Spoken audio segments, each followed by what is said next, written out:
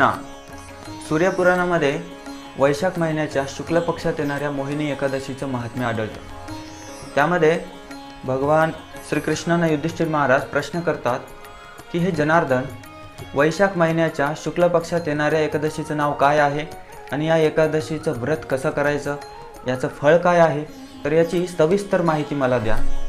अशा प्रकारे भगवान श्रीकृष्ण युधिष्ठिर महाराजांना सांगू लागतात। एकदा गुरु वशिष्ठांना श्री रामचंद्र प्रश्न करतात की सीतेच्या हरणामुळे माझ्या हृदयात भय निर्माण झाला आहे आणि मला या पापाची भीती वाटत आहे, तर कृपया अशा काहीतरी शक्तिशाली व्रताबद्दल मला सांगा। त्यावर गुरु वशिष्ठ श्री रामचंद्रांना म्हणतात की तुम्ही तर स्वतः भगवान पुरुषोत्तम आहात, तुमच्या नामाचं चिंतन स्मरण केल्याने सर्व लोकांचे पाप नष्ट होतात, मग तुम्हाला या भयाची पापाची काय गरज आहे। तरीही तुम्ही जनकल्याणासाठी हा प्रश्न केला आहे, म्हणून मी तुम्हाला सांगू इच्छितो की वैशाख महिन्याच्या शुक्ल पक्षात येणाऱ्या मोहिनी एकादशीचा व्रत केल्यास हे सर्व काही साध्य होईल।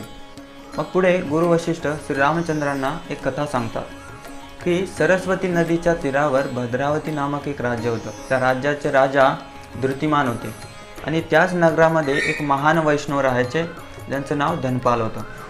हे धनपाल जनहितासाठी खूप मोठे मोठे कार्य करायचे, जसं धर्मशाळा काढणे, औषधालय, पाणपोया, स्वच्छ पाण्याचे तलाव काढणे, पिण्यासाठी पाण्याची व्यवस्था करणे, खूप वेगवेगळ्या सुखसुविधा त्यांनी नगरामध्ये केल्या होत्या। आणि त्यांनी विशेष असे कार्य केल्यामुळे त्यांची पूर्ण नगरामध्ये प्रतिष्ठा होती। धनपाल हे वैष्णव होते, जातीने वैश्य होते, पण यांच्या घरी 5 पुत्रांचा जन्म झाला। जसं की पहिला होता समन, दुसरा द्युतिमान, नंतर सकृत, मेधावी आणि दुष्टबुद्धी। जो 5वा दुष्टबुद्धी होता हा त्याच्या नावाप्रमाणेच कार्य करायचा, सर्व पापमय कार्यात तो लागलेला होता आणि त्याने सर्व प्रकारे वडिलांचे जे नाव होतं ते खराब केलं होतं। मद्यपान करणे, जुगार खेळणे, मांस खाणे, परस्त्री संग करणे आणि जे ब्राह्मण, देवता किंवा वृद्ध अतिथी यांना सन्मान न देणे, अशा प्रकारे तो पापमय कार्यात लागलेला होता। मग एक दिवस सार्वजनिक ठिकाणी धनपालाने पाहिले की तो दुष्टबुद्धी एका वेश्येच्या खांद्यावर हात ठेवून येत होता। तर धनपालाने ठरवले की याला घराच्या बाहेर काढू आणि मग त्यांनी तसेच केले। मग खाण्यासाठी किंवा धनासाठी आता दुष्टबुद्धी इकडे तिकडे नगरात फिरायचा, मग तो चोरी करू लागला, पण बऱ्याच वेळा राजाने त्याला पकडलं। ते पकडल्यामुळे वडिलाच्या प्रतिष्ठेमुळे त्याला सोडण्यात आलं, पण एक दिवस त्याने खूप मोठा अपराध केला, मोठी चोरी केली, तर राजाने निर्णय घेतला की याला राज्याच्या बाहेर काढून द्यायचं। मग दुष्टबुद्धी राज्याच्या बाहेर निघता तो सरळ जंगलात प्रविष्ट झाला, तर जंगलात इतरत्र फिरू लागला।